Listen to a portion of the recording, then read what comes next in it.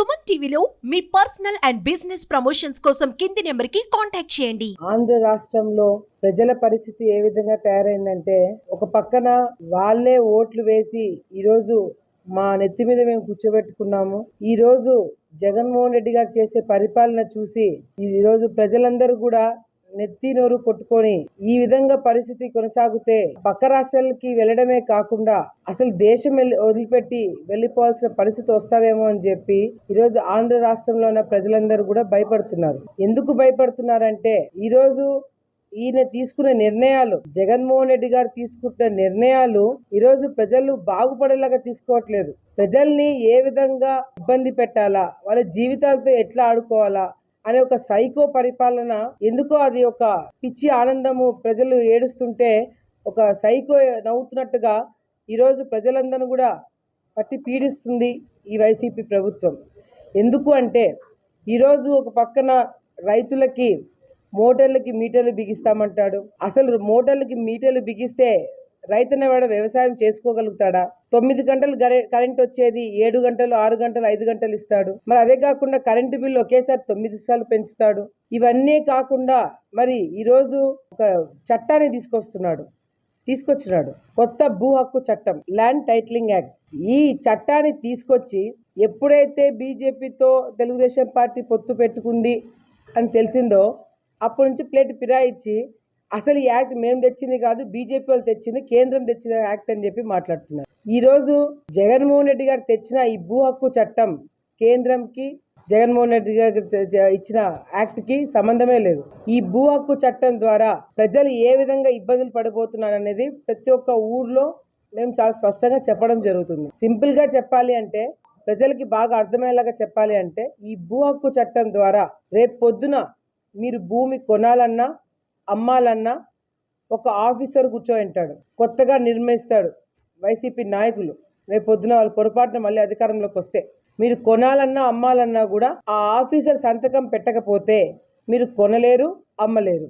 ఒకవేళ ఆఫీసర్ సంతకం పెట్టినా కూడా మీకు కేవలము ఆ కొండం అమ్మడం దాంట్లో మీకు జెరాక్స్ పేపర్లు మాత్రమే ఇస్తారు, ఒరిజినల్ కాపీలు ఇవ్వరు. మరి ఒరిజినల్ కాపీలు ఇవ్వకుండా జెరాక్స్ మీ దగ్గర పెట్టుకొని మీ వేలిముద్ర కూడా తీసుకుంటారు. వేలిముద్ర కూడా తీసుకొని అవన్నీ కూడా ప్రభుత్వం దగ్గర పెట్టుకోవడం జరుగుతుంది. సంతకం పెట్టకపోతే ఏదన్నా కారణం కావచ్చు, మీ ముఖం నచ్చకపోవచ్చు, మీరు వేసుకున్న డ్రెస్ నచ్చకపోవచ్చు, మీ జుట్టు కలర్ నచ్చకపోవచ్చు, వాడి ఇష్టం.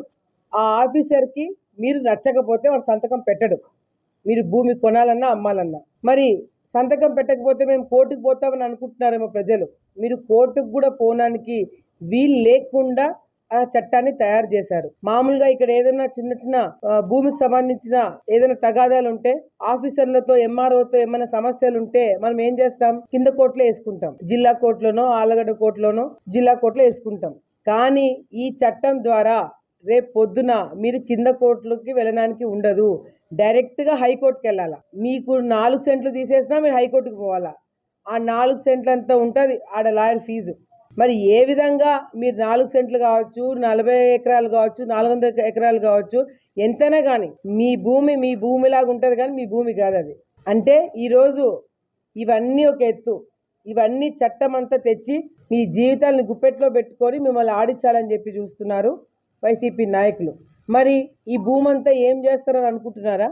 ఏదైతే మీరు అమ్మినడం కొనడం చేసినా జెరాక్స్ కాగితాలు మాత్రమే మీ దగ్గర ఉంటాయి. ఒరిజినల్ కాపీలు ఏవైతే ప్రభుత్వం దగ్గర ఉంటాయో, రేపు పొద్దున పొరపాటున జగన్మోహన్ రెడ్డి మళ్ళీ వస్తే ఆ కాగితాలన్నీ తీసుకొని మీ వేలిముద్రలు తీసుకొని ఆ భూమి అంతా కూడా మీవన్నీ కూడా రేపు పొద్దున తాకట్టు పెట్టబోతున్నారు. అట్లా తాకట్టు పెడతారు అనుకుంటున్నారా? సచివాలయాలు ఆల్రెడీ తాకట్టు పెట్టేసినాడు, కలెక్టర్ ఆఫీసులు తాకట్టు పెట్టేసినాడు, ప్రభుత్వం భూములు తాకట్టు పెట్టేసినాడు. ఇంకా మిగిలిపోయిన ఎవరి భూములు? ఇంకా మిగిలిపోయినవి ప్రజల భూములు. అందుకే మీకు తెలియకుండానే రేపు పొద్దున మళ్ళీ పొరపాటున జగన్మోహన్ రెడ్డి వస్తే మీకు తెలియకుండా మీ భూమి అమ్మేసి ఆ డబ్బులు తెచ్చుకొని ఆ తెచ్చుకున్న డబ్బులతో మీకు అమ్మఒడి ఇస్తాడు. ఇటువంటి బ్రిటిష్ పరిపాలన, ఒక సైకో పరిపాలన, ఒక హిట్లర్ పరిపాలన మనకు అవసరమా అనేది మీరే ఆలోచించుకోవాలా. చంద్రబాబు నాయుడు గారు చాలా క్లియర్ గా చెప్పినారు, రేపు పొద్దున చంద్రబాబు నాయుడు గారు ముఖ్యమంత్రి అయిన తర్వాత మొదటి సంతకము డిఎస్సి పైన ఉంటది, రెండో సంతకము